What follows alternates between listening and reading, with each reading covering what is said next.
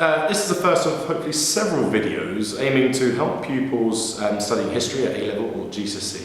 This is the first time I've done YouTube videos, so please take it easy and do your best to enjoy. So I thought we'd start initially at the appeal of the Nazi Party. I think it's a really important part of GCSE specs at the moment, and being able to explain why people voted for the Nazi Party. Of course, there's a huge amount of literature, a lot of books and documentaries on why people would vote for the Nazi Party. And I think to begin with, we need to look at the political and economic situation in the 1920s, specifically the early 1920s, when the Nazi Party were in its infancy, quite a small group. We'll start ultimately with the Treaty of Versailles settlement, where Germany was stripped of a lot of its land after the First World War. It lost the Polish corridor. Danzig was made a free city under the League of Nations protectorate. The Saarland was lost for 15 years. It lost the Rhineland in terms of demilitarization. And really a sense of national pride was lost in the Treaty of Versailles. And there are very few people in Germany who ultimately supported it. And the Treaty of Versailles, or the signing of it, really did lead to a lot of anger at the new government in Germany, which took over after the Kaiser abdicated, which was led by Ebert, the Weimar government. I mean, such was people's anger at the Treaty of Versailles that the man who signed it, Erzberger, ended up being assassinated. So people didn't like the Treaty of Versailles, and as a result of this, people's confidence and any support for the Weimar government was going to be very minimal, purely as a result of the fact they signed it. Well, the Nazi Party, which was formerly known as the DAP, the German Workers' Party, was not the only small fringe extremist political party growing up in the early stages of the Weimar government. There were dozens, if not to say hundreds of them. So why did people vote for the DAP, which later became the NSDAP? Well, I think the first thing we need to look at is Hitler. Hitler's a really important component of the early Nazi Party. He had a real mystique about him. He was a fantastic orator. He could speak well to crowds.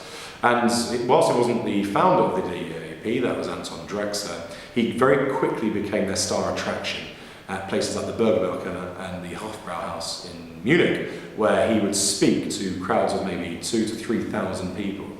And these were people, ex-soldiers, lower middle class people who had lost a lot of money in the economic problems of the early Weimar government. Also impoverished university students, people who ultimately wanted to hear someone who would make things better for them.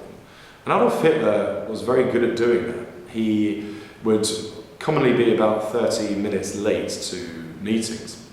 And let's not forget, he's speaking in beer houses where there's a ready supply of alcohol. So he'd wait for half an hour, be a little bit late, and for the first 10 minutes, 15 minutes of his speeches, he wouldn't say much. He would gauge the atmosphere.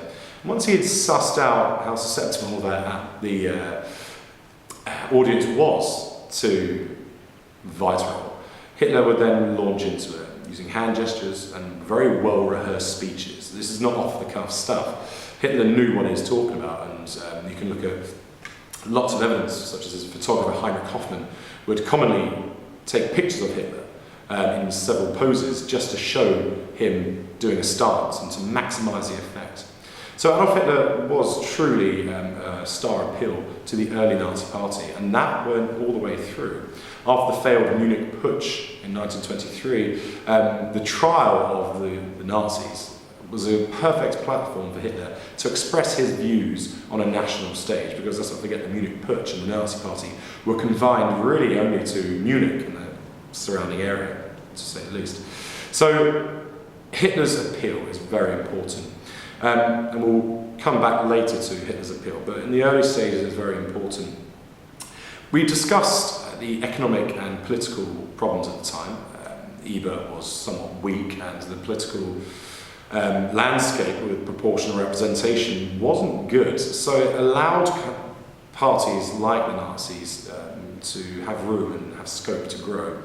Well, the Nazis most definitely did grow, and the Munich Putsch is a perfect example of how they were in a position to take power. Wilhelm Fritz was not a Nazi, but certainly helped them, and the Munich landscape was a hotbed of extremism at the time. But putting Hitler aside just for the moment, I think you need to know more about the Nazi Party. They simplified their ideas in the 25-point program. So the 25-point program is anti-Weimar, anti-Treaty of Versailles in nature, and stipulated things such as a stronger Germany, a union with Austria again, which appealed to a lot of Germans at the time who were still angry and very much hate-filled as a result of the Treaty of Versailles. So the Nazi 25-point program simplified ideas.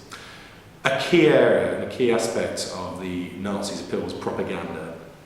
Propaganda, and Joseph Goebbels, the propaganda chief, really got the message home to a lot of Germans, and Hitler and Goebbels, not so much them, they weren't original in their ideas of making simple messages.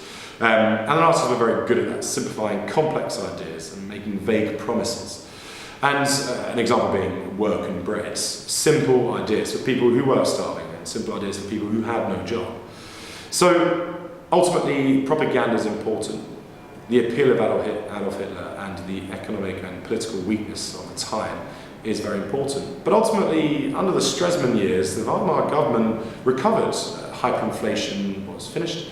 They had no real political putsches to deal with. So in the mid to late 1920s, things were going not so much swimmingly, but going rather well for the Stresemann year, during the Stresemann years in the Weimar government. The Dawson-Young plan had helped its economic recovery. And at this stage, in the mid to late 1920s, the Nazis were a fringe party. For all of their support in the early 1920s, that kind of diminished. Even in the interim, once Hitler was in prison as a result of the Munich Putsch, he had written Mein Kampf, which laid out his ideas of a greater Germany and a few other things, but it's not worth reading, it's rather boring. But ultimately, that really wasn't an appeal to people, because when people had better lives, there were very few ways that the Nazis could tap into anger, because people had somewhat forgotten those in the mid to late 1920s. Well, another reason we need to really look at why people vote for the Nazi Party is the Wall Street crash, and I'll deal with that in a separate video, because the early Nazi Party and why they were such a large party is something different, and we'll deal with that later. Thank you.